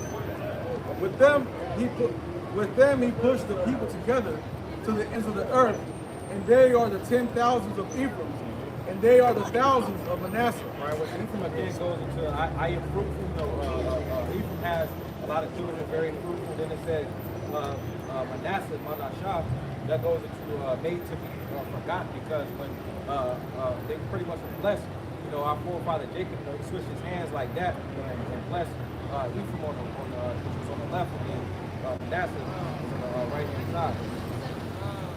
Verse 18. And of Zebulun he said, rejoice, Zebulun, in thy going out, and Issachar in thy tents. Right, and Zebulun and Issachar, essentially, they lived amongst each other at one point in time, with the Mayans and the Aztecs. Right. Verse 19. That they call the people unto the mountain, there they shall offer sacrifices of righteousness, for they shall suck the abundance of the seas and of treasures hidden in the sand. Straight ahead. I don't want to read it again.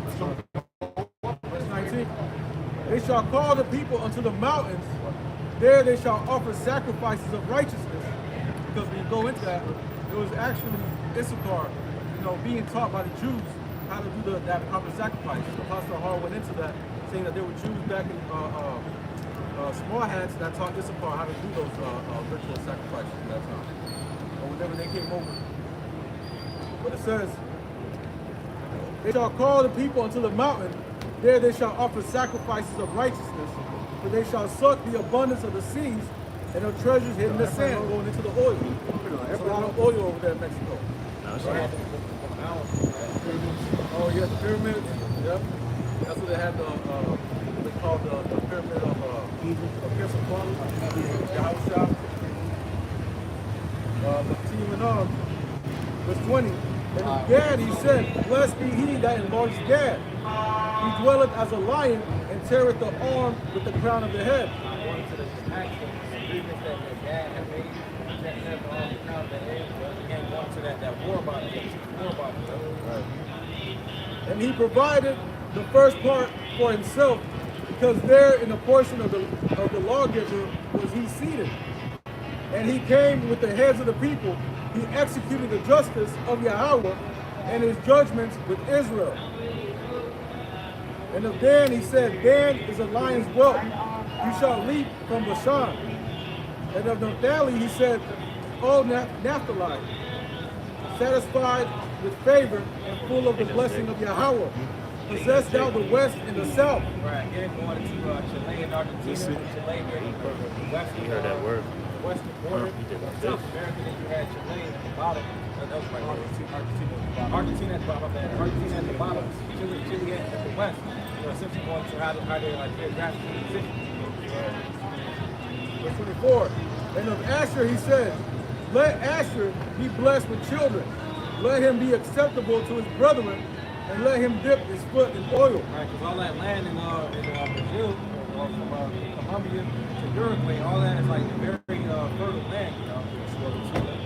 Yeah, lots of oil and resources down there, man. Yep. You know, you got it. Verse 25. Thy shoes shall be iron and brass, and as thy days, so shall thy strength be. Right, Brazil, is all iron, but they have very rich iron in that specific region of the earth. Yeah, a brother brought it out. He said some of the history. It says Brazil is the second largest exporter in iron. This is back in 2021. Verse 26. There is none like unto the Most High of Jeshurun, who rideth upon the heaven in thy help, and in his excellency on the sky. The eternal power is thy refuge, and underneath are the everlasting arms. And he shall thrust out the enemies from before thee, and shall destroy them. Israel then shall dwell in safety alone. Hold on. It said Israel then should dwell in safety alone, showing you that, hey, them people ain't it. Right. Them people over there in the Holy Land ain't it, man. Right. There's all types of wars in the Middle East right now, man. Bombings and shit. They said when Israel, the true Israelites were in power, they should dwell in safety alone. Yep. So it's not adding up. You got it, Doc. The fountain of Jacob shall be upon a land of corn and wine. Right. Also his heaven shall drop down dew. Right, because essentially, the scripture talk about a land full with milk and honey. Essentially, that's what we're going to get in the kingdom, you know. It said corn and wine. It's essentially going into a very fertile land. Yeah, appreciate that, bro? Nah, it worked. Let me see something. This is the book of Genesis, chapter 15, verse 13. And it reads, and he said unto Abram, know of a surety that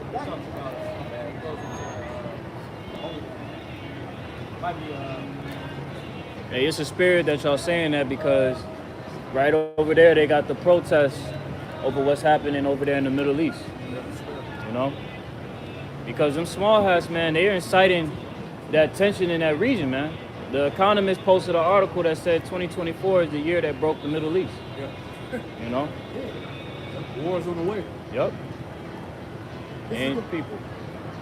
This is the book, Genesis chapter 15,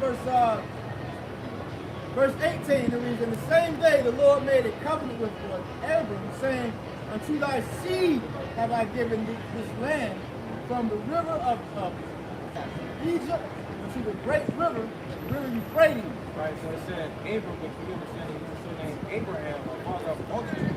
All right, from Abraham to Isaac to Jacob, the 12 tribes. All right, essentially we were gifted, we were inherited that land, so when they inherit that in the kingdom, that's that land of corn and wine, you know, milk and honey, you know, what they call the fertile crescent.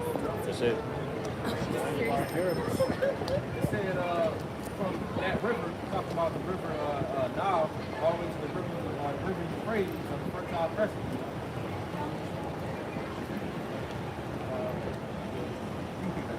Yeah, that land is tied back to the covenant, man. We're going to inherit that. You know? Deuteronomy 33 and verse 29. Happy art thou, O Israel, who is like unto thee, O people, saved by Yahweh, the shield of thy help, and who is the sword of thy excellency. And thine enemies shall be found liars unto thee, and thou shalt tread upon their high places. Right, and you saw him just being made a liar, after he's being exposed. The Lord is bringing down, as he's bringing Esau down, he's bringing us up. It's that transition period,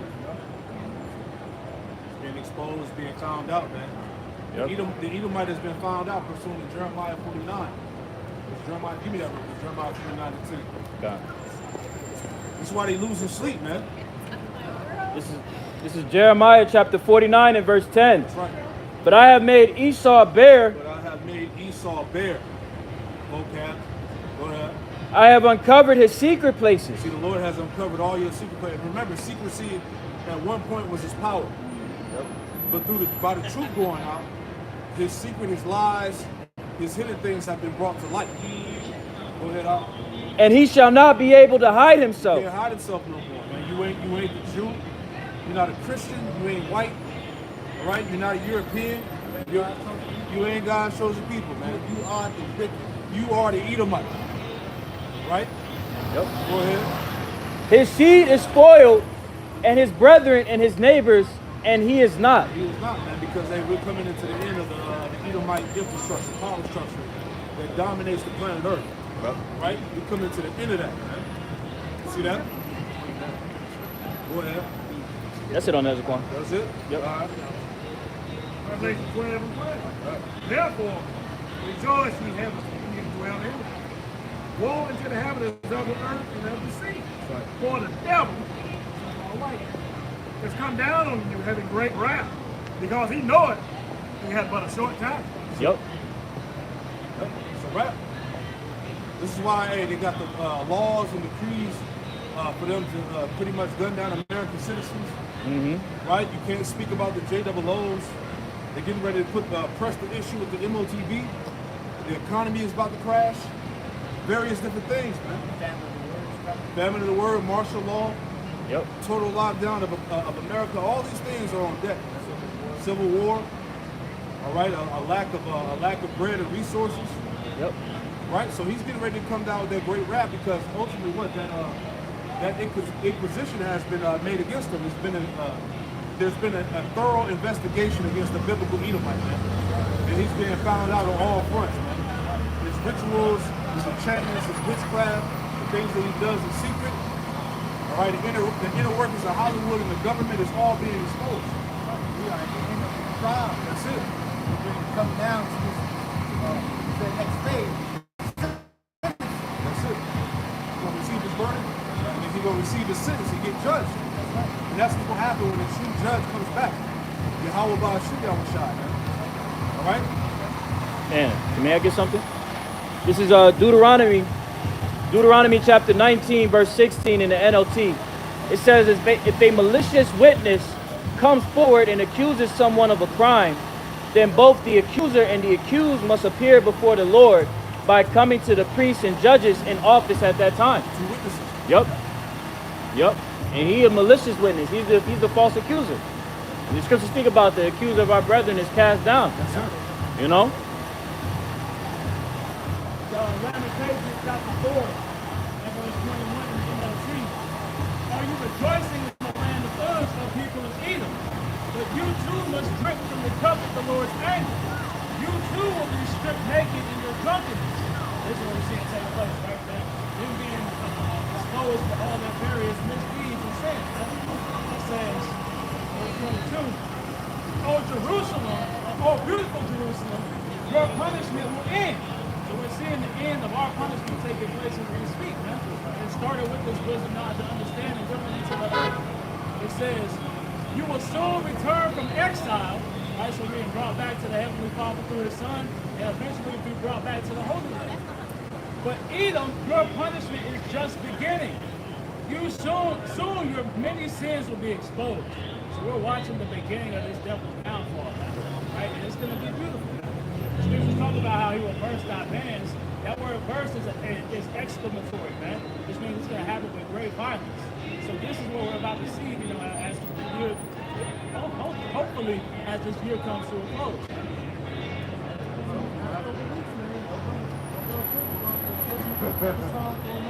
Yeah. That's gonna be a tipping point. No, 100%. 100%. The country is too divisive. There's no healing of thy bruise, as the scripture said. This place is done. There's no solution to bring it back. Right.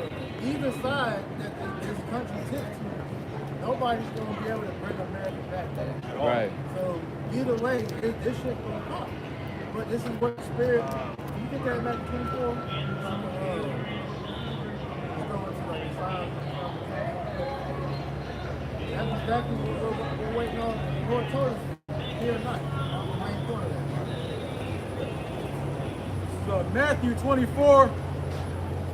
Let's start at verse 2. Matthew 24, verse 6. And you shall hear of wars and rumors of wars. See that ye be not troubled, for all these things must come to pass, but the end is not yet. That's the key point. The Lord told us you're not troubled. So while the rest of the world is on edge, trying to decide how this shit's gonna go, we're sitting back and laughing at you people. Either way, it's gonna benefit the Israelites because we're telling you this place is gonna be destroyed. So whether it's Trump, Kamala, or if there's even another election, either way, the Lord's still making his word come to pass. So you people out here is gonna be even more complex than you already are. That's it. Yep, more sorrows, more of a financial squeeze. You know, things are going to get harder, man. Inflation's going to get higher. Things are going to get more expensive. There's going to be more people not being able to pay their mortgages and rent and bills. Right. See? The main thing that the people are looking for is answers. Neither one of them got them. The only one that truly got the answers is the prophet. You know? This is why you takes out here that know of the truth, it's time to stop playing. Because don't wait for Jacob Trouble to pop off when you start getting serious, man. That's going to cause a lot of you to get destroyed, man. But as you know, it's still going to be, 11-hour service that's going to come in. That doesn't mean wait till all hell breaks when you get serious, man. Yeah, that's why the scripture say make no turn to turn to the Lord. You know, Sirach 5 and 7. This is the book of Sirach, chapter 5, verse 7. It reads, make no tarrying to turn to the Lord. Yeah, tarrying means make no delay. Right. Yeah, right. That's like that grandma used to say, right? Go ahead. Sirach 5 and 7, make no tarrying to turn to the Lord. And putting out off from day to day. Putting out off day to day. Jake's still putting out day to day. Here it is, prophecy is hitting right now, man. All right? The prophecies are speaking loud and clear. Right? It's like, man, how can you still have hope that this shit is going to get better, bro? Like, look at all the problems that you continue to grow here, bro. That should be an indicator for you, Jake's out here that feel like something wrong. Get right. Like that Jake ain't about time to admit that you live like the right. Yes, nigga, it is. Yeah. Sirach 5 and 7, make no tarry to turn to the Lord, and put not off from day to day, for suddenly shall the wrath of the Lord come forth. Right. You don't want to wait till this shit expands for you to now realize everything that's going on. This is why we're out here to prepare you. Right? So get yourself together with the house like you outside, man. Build that relationship with him so that the Lord will suffer. And in thy security, thou shalt be destroyed and perished. And that's what's going to happen to a lot of people out here. In their security, think that this country is going to bounce back a bit. That's going to be for their detriment. All right? Food prices are going to skyrocket, going to be famine. These militia groups going to start running these niggas down here. And don't forget, all right, they're blaming you for all the problems going on in America right now. So right here, you're going to have a lot of nigga hunting seasons going on. Some already talking about murder. Exactly. And who the hell do you think, that they ammunition on? You saw any time on hunting? I mean, you talking about the purge, you talking about guillotines. As long as I'm on the phone. We're talking about death penalty too. Firing squads. Okay, give me a second. And this is aimed towards Jake. I got this article on Yahoo that says this country trained to fight, they turn against it, or like them are doing the same. It says the U.S. military training in explosive battlefield tactics. Now the Iraq war veteran enlisted National Guard member is calling for taking up arms against police and government officials in his own country. He was related in the article said that he had like 408 people with him. So they say he wasn't an anomaly. The anomaly is going to be something like a special case. So basically, he's saying like everybody that's like Yeah, because that whole group of war vets that came out of that Iraq war, they are very angry about how America pretty much just used them as pawns. Like that was the first group of military personnel that really said, nah, fuck this. Because they saw it in real time. They got the documents, they got the videos, they got the internet blogs. And they got the personal personnel over there. Yeah. They realized that whole time they was over there, it was all life. Yeah. You know? A lot of them that they talk about how they were over there, hype stuff, but they got weapons and nasty weapons. Right. Over there, volunteers out doing shit. Right. They left all the weapons over there for the Taliban. Right. All them American weapons and shit. Right. Countless of lives lost. For nothing. For nothing. And that's always been the thing with the military. That's why that one person, I forget his name, he likened to you soldiers to dumb dogs, man. That's why they kill y'all on dog tags.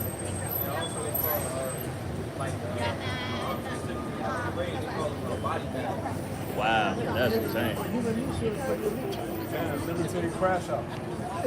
The Marines call them jarheads. Yeah. Pretty much empty. That's crazy.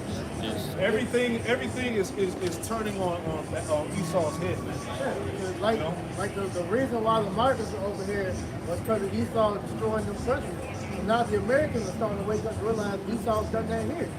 Because with all this shit that's going on with these hurricanes and different natural disasters, you're sending all this money to Ukraine and fucking Israel, and they're like, well, what about us? You're giving money to migrants to goddamn buy houses, get cars and all this shit, and these niggas got to meet $750 for their fucking house gets wiped away. They gotta pay that back. That's a loan. Wow.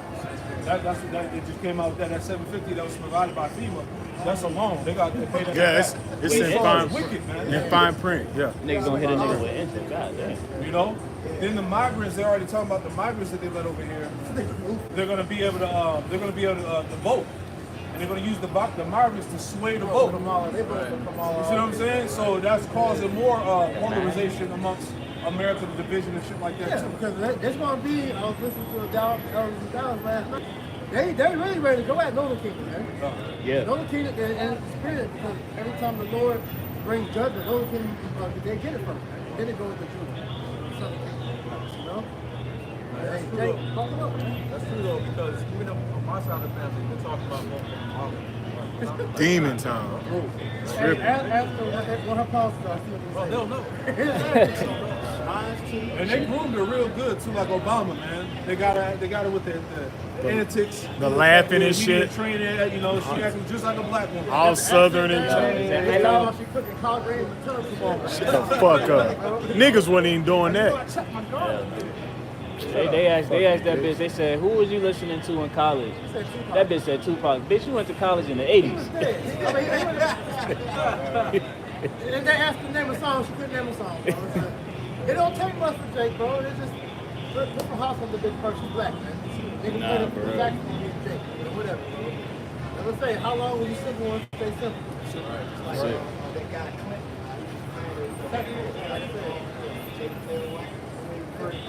Yeah, Paul Mooney made that stupid ass statement talking about he's black president, but that's just going to show you, he Jake, or simple. They might have her in a damn fucking hair bonnet or some shit. Oh, like I eat. Her next campaign, I believe, Bitch gonna come out with red hair. Some hair rolls and her shit. It was a Arguing on the phone with a nigga. Like, I ain't With some long ass nails. Yeah. And some shit.